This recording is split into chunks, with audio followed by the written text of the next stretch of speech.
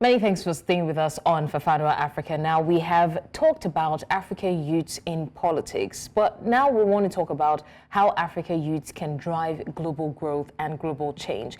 Now, Africa youths population, over 60% under 25, is projected to grow with more young Africans entering the workforce by 2035 than the rest of the world combined. Now, the digital transformation can address youth employment challenges, but 3 in 4 youth lack relevant digital skills. Collaborative efforts are needed to equip youth with digital skills and also access to technology.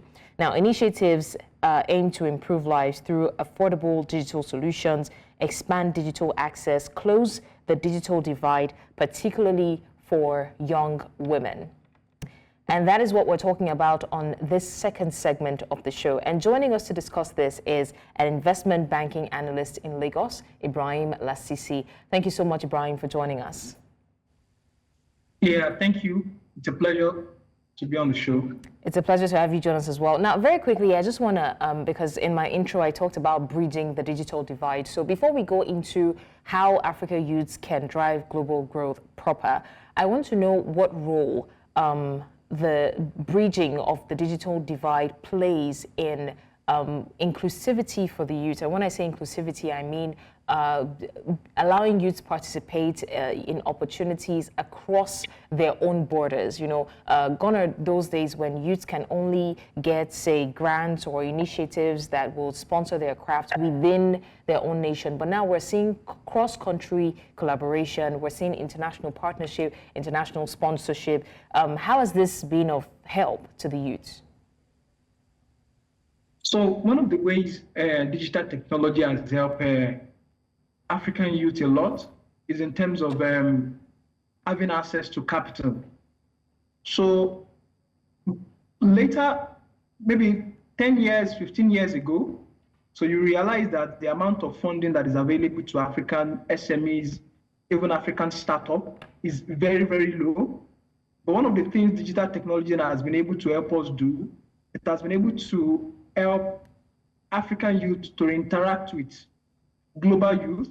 It has bridged the divide between Africa and, for example, Silicon Valley, and it has helped African youth to attract substantial amount of capital from venture capital, from private equity funds, from even aside development funds. So it has helped Africa to attract capital, to be able to build startups, to be able to build companies, and that are not contributing to the development in Africa. Right. And speaking of education, what role do you think education plays in empowering African youth to drive change? Because it's one thing to want the youth to drive change, but you cannot empower an illiterate group of people to drive change. You have to be educated to some form, because we hear a lot of youth arguing that these days you do not need education, but that's absolutely not true, is it? Yeah, definitely. Education plays a very important role. In fact, not just important, but very significant. So if you go and look at the development trajectory of the Asian tigers, countries like South Korea, countries like Singapore, countries like Malaysia, countries like Vietnam, you realize that the first critical point that the first thing they take care of is actually education. So if we don't have an educated population, if we don't have an educated masses, citizens on the African continent, we will not be able to achieve the level of economic growth that we want to achieve, because most of the technology will be operating, most of the machineries will be operating, most of the people we will be interacting with to facilitate trade. We need a lot of knowledge to be able to achieve that, to be able to ensure that we have flow in trade, we're able to build our industrial capacities, we're able to achieve sustainable development. We need a lot of education in this aspect. And the Asian tigers have provided a lot of metrics, a lot of viewpoints for us to be able to know that education is very vital for African youth to be able to contribute to growth, to be able to develop the African economy. Okay, there is another question of collaboration. And when I say collaboration, I'm talking about African countries. Now, it's one thing for the youth to be educated and to be fired up, with different skills at hand. But it's another thing for African countries to come together and foster growth or partnership with other African countries. I'll give an example. Some time ago, we heard that some African countries are working on the visa-free movement. The barrier has gone on for too long, and so they're trying to create a visa-free kind of movement for people, so that cross-border movement will be easier. That way, trade will be more effective and easier within the African continent. And this will in no small way impact the youth as well, because young people who are vibrant, who want to sell their craft, will be able to do that beyond the confines of their own nation as well. So my question is, I know this is one way to go about it, but not all African countries have actually bought that idea. But aside this particular initiative, what other ways can African countries come together, African governments come together to make sure that aside anything, cross-border relationship, interpersonal relationship between other African countries is easier, hence helping the youths to broaden their horizon, so to say? In terms of enhancing collaboration across the African continent, I think, first of all, before we say we want to partner with global countries, we want to partner with the West, or want to partner with any other countries, we need to look at how far are we partnering with one another? Are we collaborating with one another enough? So one of the areas I feel that we need to collaborate, we need to expand our collaboration aside trade. So trade is very important we collaborate on the aspect of trade, because the amount of intra-trade relationship between African countries is very, very low. We also need to collaborate in education as well. So we need to share knowledge. So people in South Africa, people in Kenya can come to Nigeria to experience Nigeria.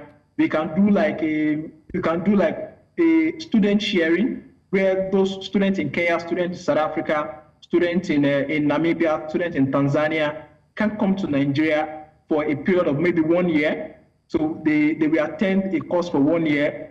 Then Nigerians too can go to other African countries to also experience their culture, experience their education. So by that, we've shared knowledge. So we might not need to even go outside the continent to get that knowledge, but within the continent, we've already shared that knowledge. Then we can improve on that knowledge through research and development. So the other aspect we need to also enhance our collaboration is with respect to technology.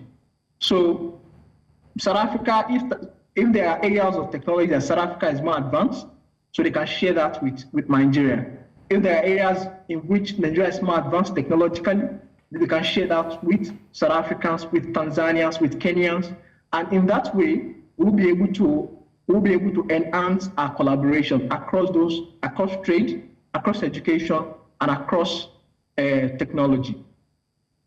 All right, very quickly, I want you to weigh in on this recent wave of unnecessary banter between youth across different countries, different African countries. Now, over the years, we've seen, playful banter between South Africans, between Nigerians, between Ghanaians, especially when there are notable events like the World Cup or anything happening. But recently, it has become so violent and toxic, and it's like we have become our own enemies, especially African countries. Like you see, one African country bashing the other. There is now a e-hailing ordering competition, which is so unnecessary, in my own opinion. And because of that, people are saying that we are the ones. There's a pidgin saying that they say "Na man they do man." It's like we are the ones stifling ourselves, because as opposed to encouraging each other as youths, young people who are the future generation of our respective countries,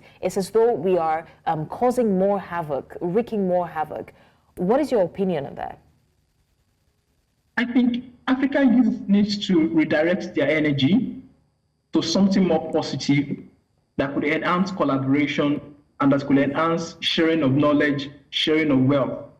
So all those banters, what they breed negativity and they breed divide among the African youth and among the African continent. So it is very important for African youth to redirect their energy.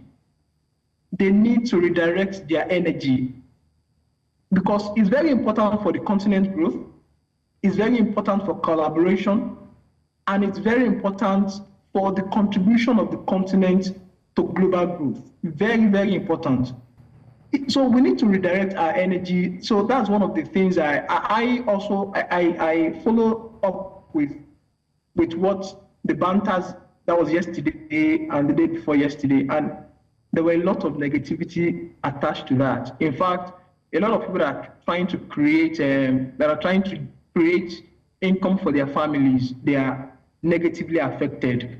So one of my advice to African youth is we need to redirect our energy to areas that would enhance our collaboration, to areas that will enhance our sharing of knowledge, to areas that will ensure that we are able to contribute to global development. We are able to contribute to African development, and we are also able to contribute to global development.